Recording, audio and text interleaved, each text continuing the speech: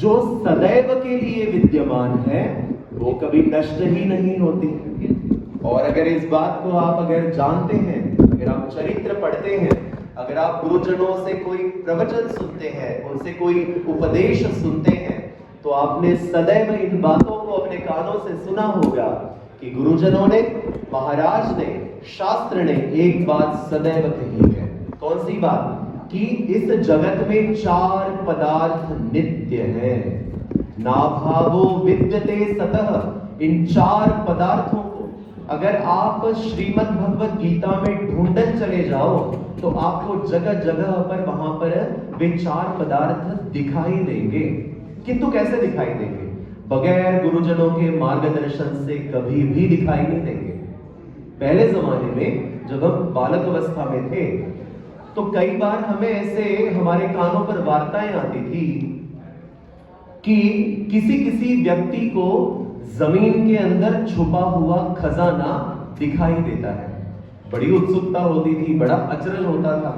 जैसे ही मैंने जमीन के अंदर छुपा हुआ खजाना बोला, कई सारे कान खड़े हो गए, कई सारी नजरें जो हैं अब बिल्कुल स्थिर हो गई। यानी कहीं ना कहीं खजाने से हमारा लगाव है।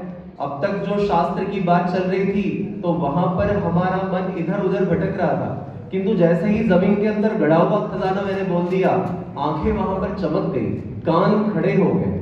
हमारे भी हुए थे बचपन में, वहां पर हमें भी बड़ा अचरज लगता था, भाई ये कैसे हो सकता है।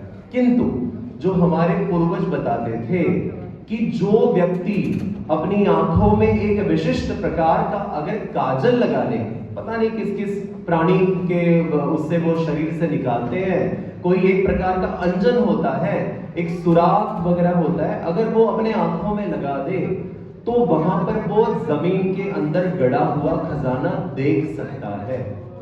लेकिन उसके लिए उसको वहां पर थोड़ी सी मशक्कत करनी पड़ेगी, थोड़ा वहां पर उसको प्रयास करना पड़ेगा। अब इसीलिए वो व्यक्ति वो सारा प्रयास करता है, सारी जद्दोजहद उठाता है, कष्ट करता है, मेहनत करता है, तब जाकर वो एक विशिष्ट प्रकार का काजल या अंजन लाता है, अपने आंखों में डालता है, तब जाकर जमीन के अंदर छुपा हुआ खजाना, वो गड़ा हुआ धन वो देख पाता है। ये तो हुआ एक उदाहरण। इस उदाहरण से हम क्या समझे, मोरल ऑफ द स्टोरी क्या होगी?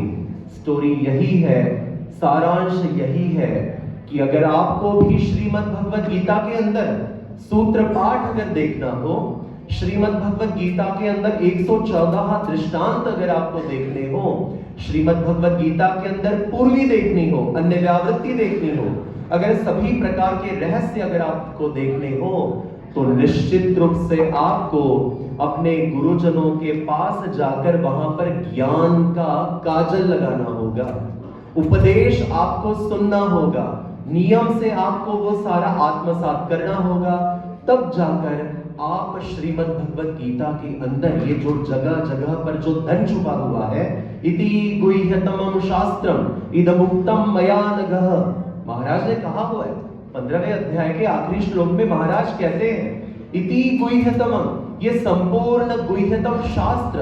अगर महाराज ने कहा कि ये संपूर्ण शास्त्र है तो श्रीमद् भगवत गीता के अंदर सभी शास्त्रों की सामग्री विद्यमान है।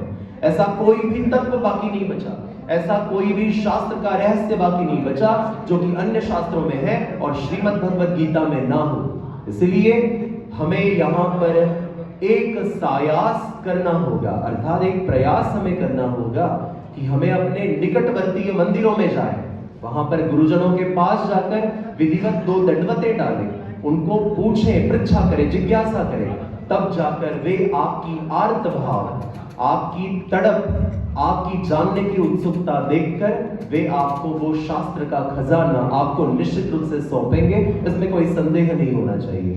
तो कहने का सारांश, नासतो विद्यते भावो ना भावो विद्यते सतः उभयोरपि दृष्टोन्तः त्वनयोस्तत्वदर्शिभिः। इस दूसरे अध्याय के 16वें श्लोक का एक सामान्य सा अर्थ आज हमने जाना, और भी इस श्लोक के बारे में बहुत कुछ हम बता सकते हैं, चर्चा कर सकते हैं, किंतु वो कुछ जिज्ञासा आपकी तरफ से तो हो, मुझे तो यहाँ पर विश्वस्त कहते हैं कि आप अपना कर्तव्य संभाले, आप अपना यहाँ पर गीता का ज्ञान जो है वो धर्म वार्ता करें, किंतु एक तय सीमा तक ही हम उसको कर सकते हैं, क्योंकि जो विधि है वो विधि वही कहलाती है तद्विधि प्रणिपातेन परिप्रश्नेन सेवया उपदेक्षन्ति ते ज्ञानम। अर्थात वो ज्ञान कब आपको मिलेगा, जो ज्ञान आपको जो मिलना चाहिए वो कब मिलेगा, विधिवत आप दो दंडवतें डालें, विधिवत गुरुजनों के पास बैठे, अपना सर ढके, अपने पैर ढके, और उसके बाद आप विनत कंदर होकर विद्यार्थी की मुद्रा में वहां पर बैठकर वो ज्ञान जब आप पूछें तो वो इति गुह्यतमम शास्त्र आपको वहां पर गुरुजन सौंपते हैं। ये जो प्रयास है आपका और हमारा संवाद करने का, ये प्रयास आपकी प्यास और भूख जागृत करने के लिए है। माइक पर बोलना या फिर बिल्कुल सभा में वहां पर बखान करना, ये आपकी भूख जागृत करने का नाम मात्र प्रयास है। संपूर्ण ज्ञान आपको विधिवत वहां पर मिलता है, जहां पर गुरुजन ऊंचे स्थान पर बैठते हैं और विद्यार्थी मुद्रा में वो ज्ञान ग्रहण करता है। उस विधि को महाराज वहां पर अपेक्षा करते हैं, इस विधि से कोई विद्यार्थी ज्ञान ले। तो कहने का सारांश, दो तत्व फिर से उन्हीं बिंदुओं को स्पर्श करेंगे। नासतो विद्यते भावो, अर्थात असत वस्तु कभी भी विद्यमान नहीं होती, असत वस्तु का कभी भी अस्तित्व बचता ही नहीं। किंतु नाभावो विद्यते सतः, जो सत वस्तु होती है अर्थात जीव, देवता, प्रपंच, परमेश्वर, यहाँ पर प्रपंच कारण रूप वाला प्रपंच सदैव के लिए है, और जो कार्य में जो आया हुआ प्रपंच, जिस प्रपंच से हम सारे बने, जिस प्रपंच से ये डेकोरेशन बना हुआ है, जिस प्रपंच को हमने धारण किया हुआ है, वो चाहे शर्ट हो, कुर्ता हो, पैंट हो, सलवार हो, कमीज हो, चाहे जूते हो, ये सामग्री हो, ये हमारे हाथों में जो दूरभाष यंत्र हो, ये जो भी है, ये प्रपंच है, ये निश्चित रूप से नष्ट होगा। किंतु ये प्रपंच जहां से आया हुआ है, विश्व देवता के स्थान से, वो स्थान नित्य है। उसी को कहते हैं जीव, देवता, प्रपंच, परमेश्वर। ये चार पदार्थ नित्य है और सदैव ही नष्ट होने वाला, कार्य रूप में आने वाला वह प्रपंच है। तो इन दो तत्वों को आज हमने यहां पर जाना, और तत्वदर्शी भी इस पद में हमने अपने पूर्वजों की परंपरा को देखा कि हमारे पूर्वज कैसे इस ज्ञान का संदेश सभी तक पहुंचाते गए। तो आज के लिए इतना ही काफी। जब भी आगे समय मिलेगा तब हम निश्चित रूप से इन्हीं श्लोक को आगे बढ़ाएंगे। प्रत्येक श्लोक का बहुत पोटेंशियल होता है, प्रत्येक श्लोक अपने आप में बहुत पोटेंशियल रखता है। मात्र आधे घंटे में या एक 24-25 मिनट में वो वहां पर बखान नहीं हो सकता। तो इसलिए आज की धर्म वार्ता में इतना ही। आशा है कि आप प्रति दिवस कम से कम 5 श्लोकों का पठन अवश्य करते होंगे, जो कि मैंने पिछले सत्र में कहा था। तो महाराज आपके ज्ञान प्रेम के द्वार खोले। इसी आशा के साथ एक बार श्री दत्तात्रेय महाराज का जयकारा करते हुए अपने शब्दों को यही मैं विराम दूंगा। श्री दत्तात्रेय महाराज की।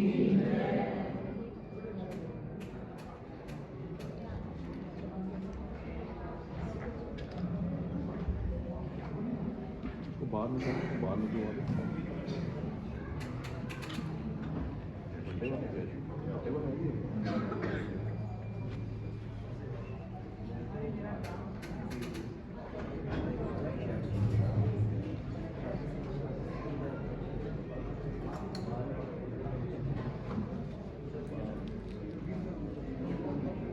गौरव आ जाओ फटाफट करो हैं।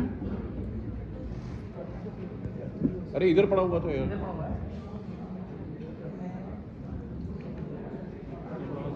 5 मिनट पहले रेडी कर दो करो, लेकिन छोटा रहता है।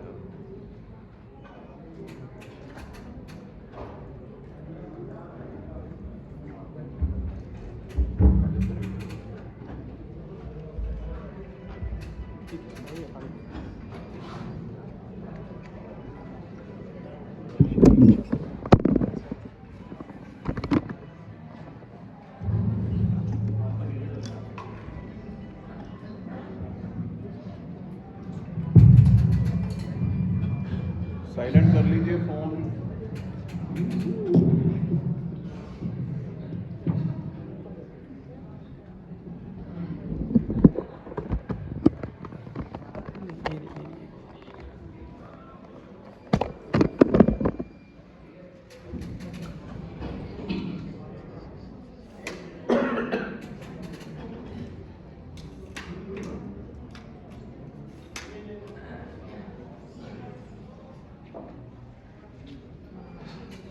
पितु मात सहायक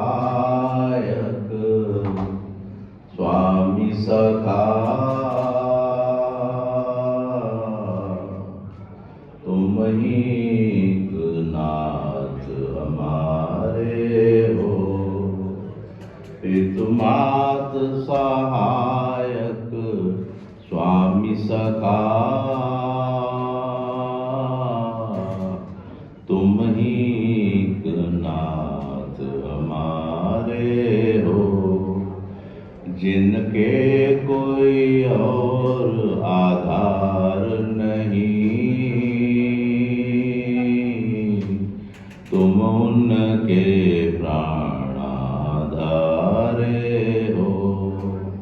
प्रतिपाल करो सगरे जग की अतिशय करुणा उरधारे हो।